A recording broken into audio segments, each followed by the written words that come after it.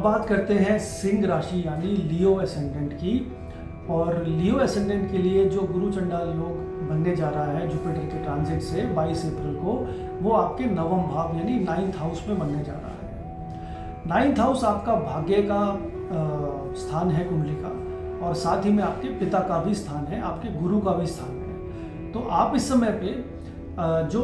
समय पे आपकी लाइफ में जो डिफरेंट होने जा रहा है वो ये है कि आप कुछ अलग तरीके से कार्य करने की कामना करेंगे। इस समय पे जो भी आप सीखते हैं या जो भी आपने अभी तक समझा है जीवन में, उसको थोड़ा अलग तरीके से, उसको थोड़ा अनकन्वेंशनल तरीके से आप अपनी नॉलेज को अप्लाई करना शुरू करेंगे। और ये आपके फेवर में भी होगा, because Rahu in the 9th house creates unconventional way of learning, unconventional way of giving knowledge to others.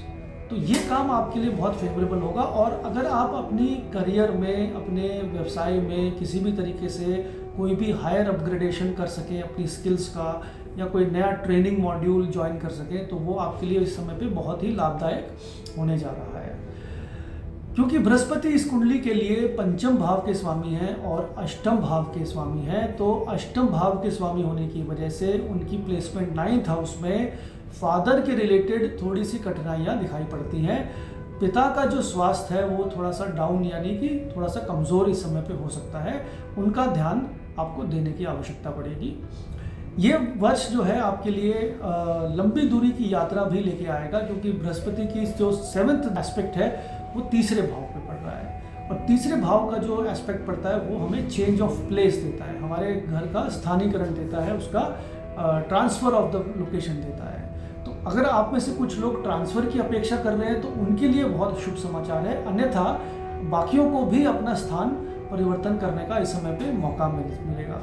तो उसको आपको अपने फेवर में यूज़ करना है, उसको पॉजिटिवली यूज़ करना है। लेकिन पिता का जो स्वास्थ्य है उस पर इस समय पे ध्यान देने की ज़्यादा आपको एडवाइस दी जाती है। जॉब चेंज का यहाँ पर एक योग बनता है करीब जुलाई अगस्त के बीच में, क्योंकि उस समय पे जुपिटर राहु जो होंगे ऑलमोस्ट सेम डिग्री पे गोचर कर रहे होंगे।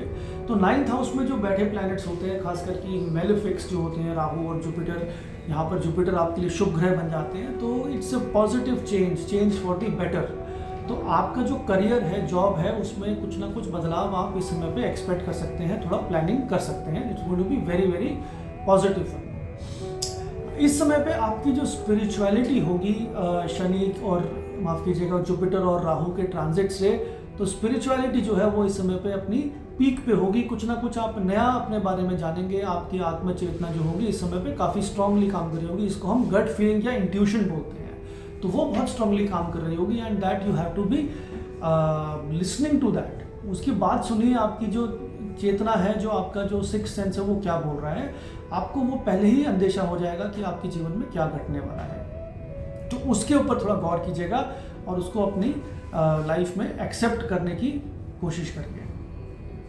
जुपिटर का जो 5th एस्पेक्ट होगा वो पड़ेगा आपके पहले भाव में, यानी आपकी पर्सनालिटी जो है वो ऑप्टिमिज्म से भरी होगी, आप होपफुल होंगे, पॉजिटिव होंगे अपनी लाइफ में आगे बढ़ने के लिए।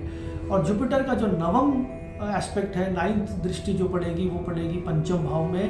पंचम भाव पर जब जुपिटर की दृष्टि पड़ती है तो संतान सुख प्राप्त होता है। और इस समय पे क्योंकि जुपिटर आपकी कुंडली में शुभ है, शुभ ग्रह बन के कुंडली में प्लेस्ड रहते हैं, तो वो आपकी संतान सुख या संतान सुख में वृद्धि ज़रूर करता है इस समय पे। तो संतान प्राप्ति के भी योग बनते हैं और संतान से सुख के भी इस समय पे योग बनते हैं लियो लगन वालों के लिए।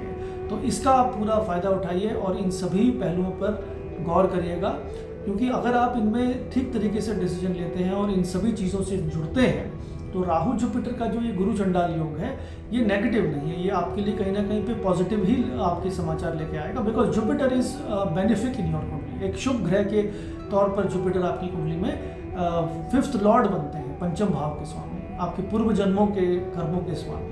तो ये जो ग्रह हैं ये कभी भी आपको शुभ फल हमेशा प्रदान करते हैं, कभी खराब फल नहीं देते।